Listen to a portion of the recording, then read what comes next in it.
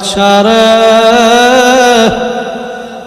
जमाना बाए खाले राता नहीं, गुजस्ता जमाना फिर आता नहीं।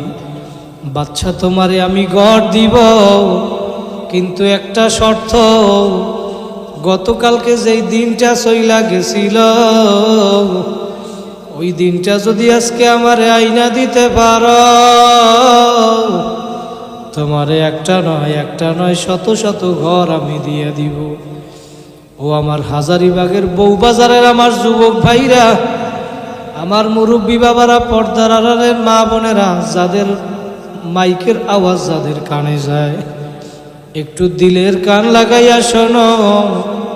কয়দিন দুনিয়ায় বাঁচবা, কেন দুনিয়ায় আসলা, কি করতেছ আর কি নিয়ে মাওলার কবরে রওনা করছো? তোমার আমার কোন দিন কোথায় কার মরণের ডাক আসবে তুমিও জানো না, আমিও কিন্তু জানি না। এই জন্য একটু আসন দিয়া বসো, মাথাটা নত কইরা দাও, দিলটাকে আমার মাওলার সঙ্গে লাগাইয়া দাও, আর মনে মনে ভাবো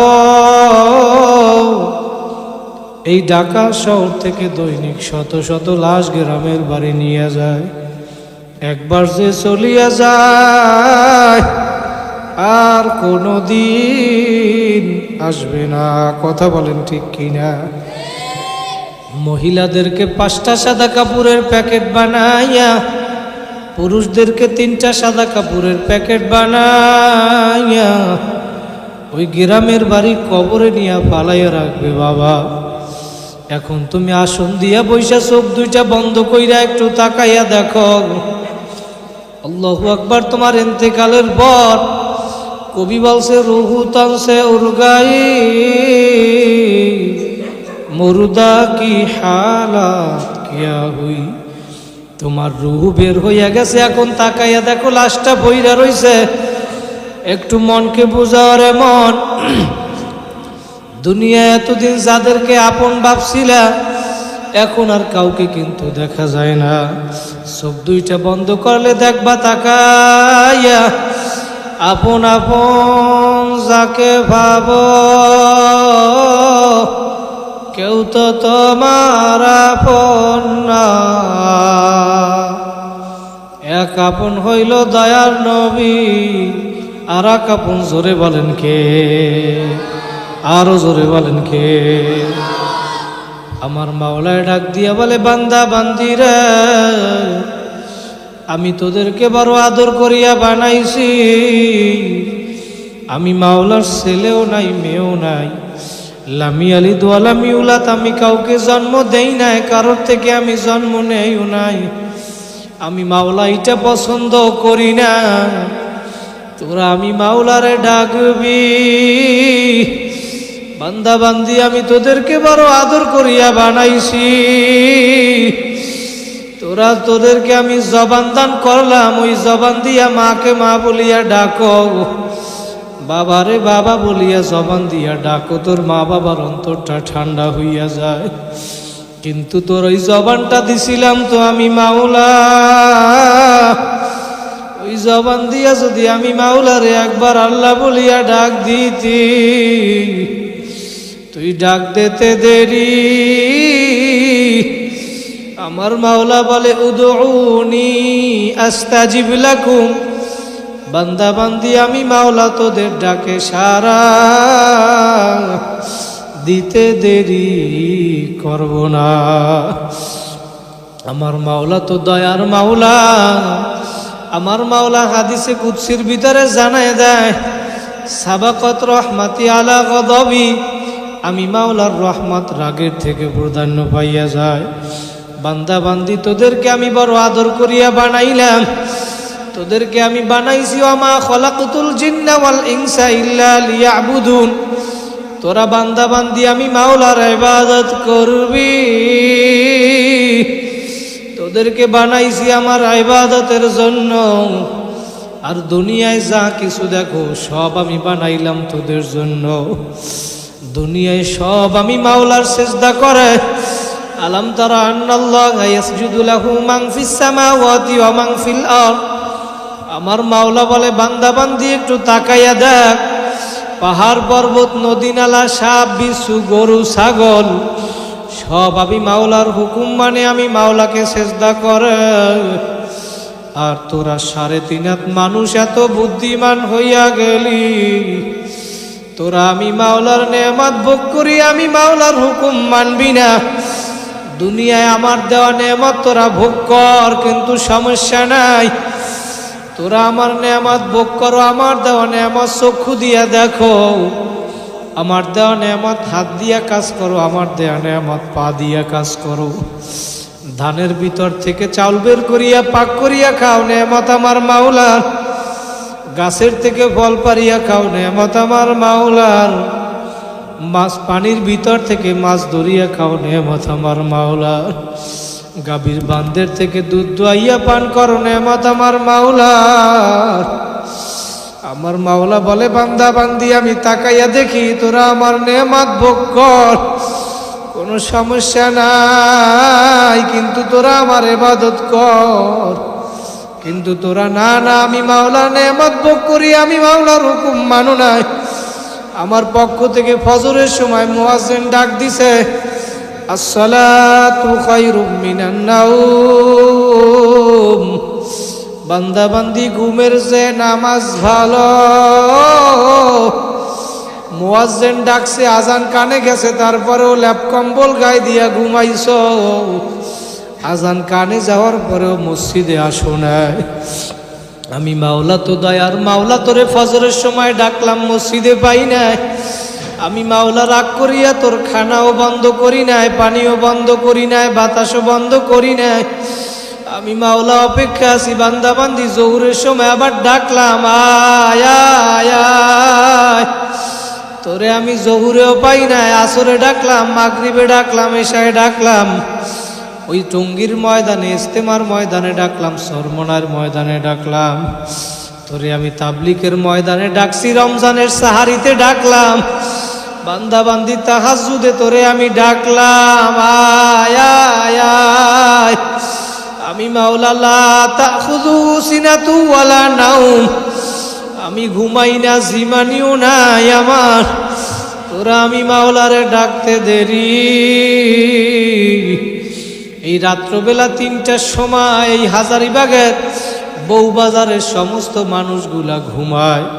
তুমি 3টার সময় উঠা উজু বানাইয়া যাই নামাজটা হাতে লইয়া যদি আমার মাওলার সামনে দাঁড়াইতে পারো, তুমি নামাজে দাঁড়াইয়া 2 ফোঁটা চোখের পানি ফালাইতে দেরি, আমার মাওলা তোমারে কবুল করতে দেরি করবে না। ও আমার হাজারীবাগের, ঢাকার হাজারীবাগের ভাইরা, আমার মুরব্বী বাবারা, পর্দার আড়ালের মা বোনেরা, ও ধনী ও গরিব, ও ব্যবসায়ী আমার ভাইরা, একটু দিলের কান লাগাইয়া শোনো বাবা, কখন তোমার আমার মরণ হবে কেউ জানে না। ওই সন্তানের জন্য, যেই পরিবারের জন্য এই বউবাজারে দোকানদারি করছো, ব্যবসা করছো, কাঁচামালের ব্যবসা করছো, অটো চালাইছো, ভ্যান চালাইছো, রিক্সা চালাইছো, মাথার গাম পায়ে ফালাইয়া পরিবারের জন্য সম্পদ গুছাইছো, দালান বানাইছো, ঘর বানাইছো, তোমার মৃত্যুর পরে এখন তাকাইয়া দেখো, ওই ঘরের ভিতরেও কিন্তু তোমার জায়গা দিবে না। তোমার ওই লাশটা নিয়ে বাড়ির সামনে উঠানের ভিতরে ফালাইয়া রাখবে। তোমার সন্তানরা আইসা তোমারে ডাকবে, বাবা কই, জব তো আর দিবা না। আমার ভাইরা, আমার মাওলার হুকুম মাইনা, নবীর সুন্নাত তরিকা মাইনা তারপর কবরে যাওয়া লাগবে। কথা বলেন ঠিক কিনা? আমার মাওলার হুকুম মাইনা নামাজ পইরা নবীর সুন্নাত তরিকায় চইলা কারা কারা কবরে যাইতে চান, আর একবার 2টা হাত জাগাইয়া জোরে আল্লাহ বলিয়া ডাক দেন, আরো জোরে ডাক দেন আল্লাহ। আমার মাওলা দেখুক এই ময়দানে বান্দাগুলা বৈশা রইছে, দুনিয়ার কোনো উদ্দেশ্য নাই নাই নাই। ও আমার বাবারা, আমার মা বোনেরা, একটু দিলের কান লাগাইয়া শোনো। দৈনিক শত শত লাশ পত্রিকায় দেখা যায়। রোড অ্যাক্সিডেন্টে, বাইক অ্যাক্সিডেন্টে, গাড়ি অ্যাক্সিডেন্টে, লঞ্চ ডুবিয়া মারা যায়। তোমার আমার কোন দিন কোথায় মরণ আসবে, কোন দিন কোথায় মরিয়া পড়িয়া থাকবা কেউ জানে না। এই জন্য মনকে বুঝাও রে মন, আজকেই মাহফিল জীবনের শেষ মাহফিল মনে করিয়া এই ময়দানে এখন তাহাজ্জুদের সময় চইলে আসছে। আমার মাওলা প্রথম আসমানে চইলে আসছে। আমার মাওলা কেমন জানি ডাক দিয়া বলে, বান্দা বান্দি, আমি সারাদিন তোদেরকে ডাকলাম, তোদেরকে আমি পাই নাই। আমি মাওলা তো দয়ার মাওলা, তোদেরকে আমি কত ভালোবাসি। আমি মাওলা এই জন্য নিজেই এখন প্রথম আসমানে চইলে আসি তোদেরকে ডাকার জন্য। আমার মাওলা প্রথম আসমানে আইসে এখন ডাকে, হাজারিবাগের ও আমার বান্দা বান্দিরা, তোদের কার কি প্রয়োজন? আমি মাওলার কাছে আয় আয় আয়। আমি মাওলায় অপেক্ষা আছি, বান্দা বান্দি তোরা কখন আমারে ডাকবি। তোরা আমি মাওলারে ডাকতে দেরি, আমি মাওলা তোদের ডাকে কবুল করতে দেরি করব না। ও আমার বাইরা 2 ফোঁটা চোখের পানি ফালাও। আজকে এই তাহাজ্জুদের সময় যদি 2 ফোঁটা চোখের পানি ফালাইয়া আমার মাওলাকে ডাকার মতো ডাকতে পারো। আল্লাহু আকবার। ইয়াবাম উরা ইয়ানা ইয়াবাম জুস্তে জুই মিকুনাম হাসিল আয়াত ইয়ানা আয়াত আর জুয়ে মিকুনাম। বান্দা বান্দি আমার মাওলারে ডাকার মতো ডাকতে থাকো। দুনিয়ার মানুষ আসামিরে খোঁজ করে শাস্তি দেওয়ার জন্য, আসামিকে খোঁজে শাস্তি দেওয়ার জন্য দুনিয়ার মানুষ। আর আমার মাওলা আসামিকে খুঁজে মাফ করার জন্য। দুনিয়ার মানুষ আসামিকে শাস্তি দিয়া মজা পায়, আর আমার মাওলা শাস্তি না দিয়া আমার মাওলা মাফ কইরা দিতে মজা পায়। জোরে বলেন সুবহানাল্লাহ। আমার মাওলায় অপেক্ষা আছে দিনের অপরাধীকে ক্ষমা করার জন্য। রাত্রবেলা আমার মাওলার কুদরতি ক্ষমার হাত প্রসারিত কইরা দেয়। দিনের অপরাধীকে ক্ষমা করার জন্য রাত্রে ক্ষমার হাত প্রসারিত করে আমার মাওলা। রাতের অপরাধীকে ক্ষমা করার জন্য দিনের বেলা তার ক্ষমার হাত প্রসারিত করে। ও আমার ঢাকার হাজারিবাগের আমার যুবক ভাইরা, আমার মুরব্বী বাবারা, পর্দার আড়ালের মা বোনেরা, একটু দিলের কান লাগাইয়া শোনো। আসন দিয়া বসো, 2 ফোঁটা চোখের পানি ফালাও। আমার মাওলার দিল সাথে দিলটা লাগাইয়া দাও। আর মনে মনে ভাবো, কোন দুনিয়ার পাগল হইছো, কোন দলের পাগল হইছো, কোন নেতা নেত্রীর পাগল হইছো, কার জন্য জীবন দাও। আমার মাওলা তোমারে আমারে কেন দুনিয়ায় পাঠাইলো, আর কি করতেছো রে বাবা? কি নিয়ে কবরে রওনা করছ? বিকাশ মিলাইয়া তারপর কবরে যাইয়া শুইও। বাবা, কবরে কিন্তু কোনো পরিচয় চলবে না, দলের পরিচয় চলবে না, নেতা নেত্রীর পরিচয় চলবে না। কারণ আল্লাহর নবী তার মেয়ে ফাতেমাকে, কলিজার টুকরা মেয়ে ফাতেমা, আল্লাহ নবী তার মেয়ে ফাতেমাকে নসিহত করছিল, ইয়া ফাতেমা তো আনকিদি নফসাকে মিনান নার। ও ফাতেমা, কবরে গিয়া আমি পয়গাম্বরের পরিচয় দিয়া নাজাত পাইবা না। নিজের আমল নিজে করিয়া যাও। আল্লাহর নবী যদি তার মেয়ে ফাতেমাকে নসিহত করতে পারে, ও আমার পর্দার আড়ালের মা বোনেরা, তুমি কার পাগল হইছো, কার জন্য বেপর্দায় চলো, কার জন্য বেনামাজি হও? সৌন্দর্য আমার মাওলার দেওয়া কাকে দেখাও? আমার মাওলার দেওয়া সৌন্দর্য বেপর্দায় হইয়া তুমি কাকে দেখাও? তুমি যদি এখন দুনিয়া থেকে বিদায় হও, তোমার স্বামী আর একজন স্ত্রী নিয়ে আনন্দ ফুর্তি করবে। ও যুবক, তুমি যদি এখন বিদায় হও, তোমার স্ত্রী কয়েকদিন পরে আর একজন স্বামী নিয়ে আনন্দ ফুর্তি করবে। তোমার কিন্তু আর খোঁজ নিবে না। এই জন্য বাবা, দুনিয়ায় কিন্তু কেউ আপন না, আপন না।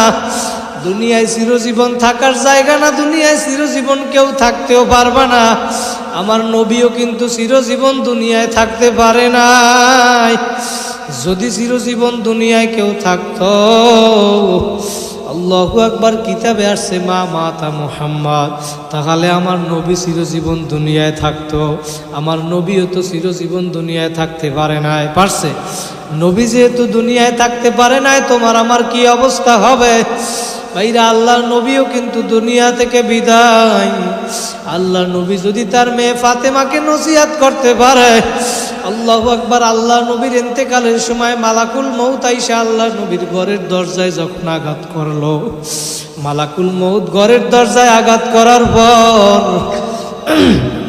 আল্লাহু আকবার, আল্লাহু আকবার, আজরাইল আলাইহিস সালাতু ওয়াস সালাম ঘরের দরজায় আঘাত করার পর ভিতর থেকে ফাতেমা বলে, ঘরের দরজার বাহিরে কে আমার কাছে বলো, আমার বাবা বুকের ব্যথায় অসুস্থ, তোমার কি প্রয়োজন আমার কাছে বলো। 2-3 বার নিষেধ করার পরেও মালাকুল মউত শোনে না। আজরাইল ডাক দিয়ে বলে, ফাতেমা তোমার কাছে বললে হবে না, আমারে নবীর সাথে সাক্ষাৎ করতে দাও। আল্লাহ নবীকে ফাতেমা যাইয়া বলে, আব্বা জান, দরজার বাহিরে কে আসছে, এত বড় কার সাহস? আমি 2-3 বার নিষেধ করার পরেও সে শোনে না, সে নাকি আপনার সাথে দেখা করবে।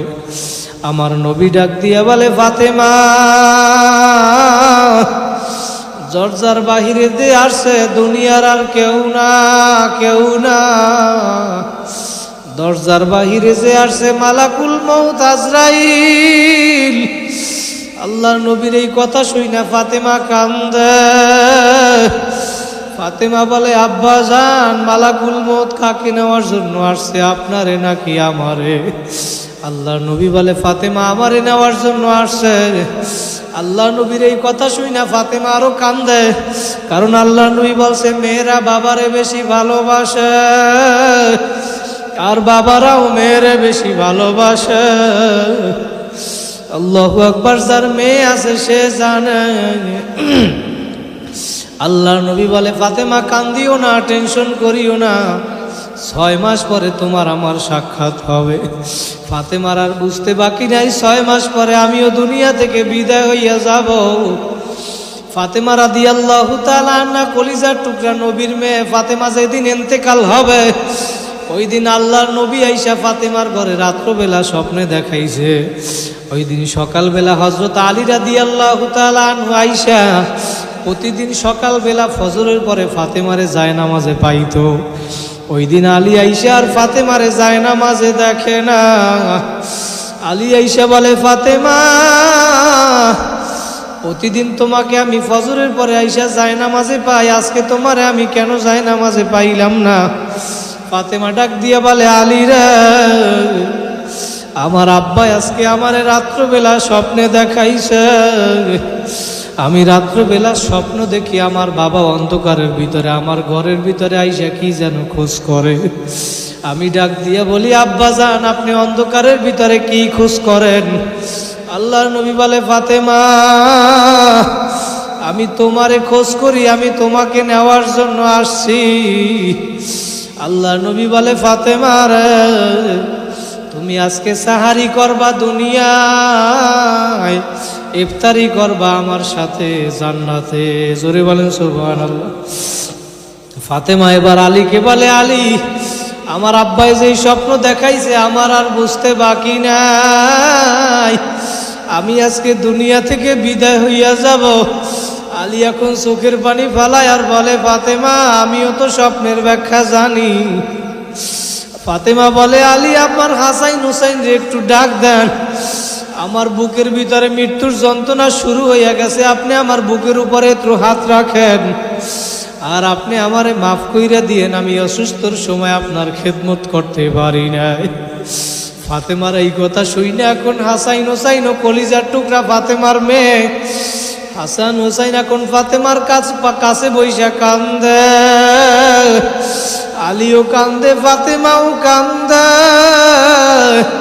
ফাতেমার মৃত্যুর যন্ত্রণা শুরু হয়ে গেছে। ডাক দিয়ে বলে, আলী, আমি আপনারে কিছু ওসিয়াত করব। আমার ইন্তেকালের পর আমার হাসাইন হুসাইনের নানাও নাই, আমি মাও দুনিয়া থেকে বিদায় হইয়া যাব, কিন্তু আপনাকে আমি ওসিয়াত কইরা গেলাম, আমি ইন্তেকালের পর আপনি দ্বিতীয় বিবাহ করবেন, কোনো সমস্যা নাই, কিন্তু আমার ওসিয়ত, আপনি সপ্তাহে 7 দিন, শনিবার, রবিবার, সোমবার, মঙ্গলবার, বুধবার, বৃহস্পতিবার, শুক্রবার এই 7 দিনের ভিতরে 6 দিন আপনি নতুন বিবির সাথে ঘুমাবেন, আর শুক্রবার দিন আমার হাসাইন হুসাইনের কোলের মধ্যে লইয়া হাসাইন হুসাইনের সাথে শুক্রবার আপনি ঘুমাবেন। কারণ হাসাইন হুসাইনের মাও নাই, নানাও নাই। হাসাইন হুসাইন যদি আপনারেও না পায়, এই জন্য আপনি যদি শুক্রবার ওদের কাছে থাকেন, ওরা বুঝবে আমার বাবা আছে। ও আমার হাজারিবাগের বাইরে কার মা নাই, কার বাবা নাই। যার মা বাবা নাই ও জানে মা বাবা কি জিনিস। আল্লাহু আকবার। কয়েকদিন আগে আমাদের বরিশালের শামীম ভাই বলতেছিল, হুজুর আমার বড় বোন দুনিয়া থেকে বিদায় হইয়া গেছে। বলে আমার বড় বোন একটা ছোট বাচ্চা রাইখা গেছে, ওই বাচ্চাটা রাত্রবেলা ওর খালাম্মার কাছে ঘুমায়, কিন্তু রাত্রবেলা ঘুমের ভিতরে চিল্লাইয়া মা মা কইরা ডাক দেয়, আর বলে খালাম্মা আমার মায়ে কই, আমার আম্মা কোথায়। যার মা বাবা নাই সে জানে মা বাবা কি জিনিস। আল্লাহু আকবার। যেই মা বাবার উসিলায় দুনিয়ায় আসছো সন্তান, তোমার মা বাবা কবরে বইসা তোমার দিকে তাকাইয়া রইছে, কার পাগল হইছো, কার জন্য জীবন দাও, কার জন্য গুনাহ করো রে বাবা। শামীম ভাই বলতেছে, হুজুর ও তো ছোট মানুষ, বোঝে না, আরে একটা আমি নতুন জামা কিনিয়া দিলাম, ও এখন জামাটা পাইয়া আনন্দে বলতে আছে, মামা আমি এই জামাটা গায়ে দিয়া প্রথমে আমার মাকে আমি দেখাবো। শামীম ভাই আমারে বলে, হুজুর ওর জামাটা ওরে গায়ে দেওয়াইয়া আর মার কবরের পাশে ওরে নিয়ে গেলাম, নতুন জামাটা গায়ে দিয়া কোন ওর মায়ের কবরের পাশে ঘরে, মায়ের কবরের পাশে ঘরে আর ডাক দিয়া বলে, মা তাকাইয়া দেখো আমি নতুন জামা গায়ে দিছি, তুমি একটু তাকাইয়া দেখো। শামীম ভাই বলতে আছে, হুজুর ওর কান্না দেখে আমারও তো বোন, আমারও চোখে পানি চইলা আসছে। আল্লাহু আকবার। ভাইরা যার মা বাবা নাই সে জানে মা বাবা কি জিনিস। ও ভাইরা 2 ফোঁটা চোখের পানি ফালা, ভাইরা আজকের এই ময়দানে যদি 2 ফোঁটা চোখের পানি ফালাই আমার মাওলারে ডাকতে পারো, তুমি জীবনে যত গুনাহ করছো আমার মাওলার দরবার কিন্তু নৈরাশ হওয়ার দরবার না। আমার মাওলা তো দয়ার মাওলা, আমার মাওলা চায় বান্দা বান্দি তুই গুনাহ নিয়ে আমার কাছে আসবি, আমার মাওলা এটা চায় না। আমার মাওলায় চায় তুমি তওবা করিয়া গুনাহ ছাড়া নেকি নিয়ে আমার মাওলার কাছে যাবা। এই জন্য আমার মাওলা তোমার আমার জন্য রমজান মাস দান করলো। 11 মাস যত তুমি আমল নামায় গুনাহ গুনাহ গুনাহ, 11 মাস যত গুনাহ করছো, আমার মাওলা ডাক দিয়ে বলে, বান্দা বান্দি রে সামনে রমজান মাস আসছে, এই রমজান মাসে যদি রোজা রাখতে পারো, নামাজ পড়তে পারো, তুই 11 মাসে যত গুনাহ করছো রমজান মাসে তুই ইবাদত করতে দেরি, আমি মাওলা তোর পিছনের গুনাহ খাতাগুলি মাফ করতে দেরি করব না। জোরে বলেন সুবহানাল্লাহ।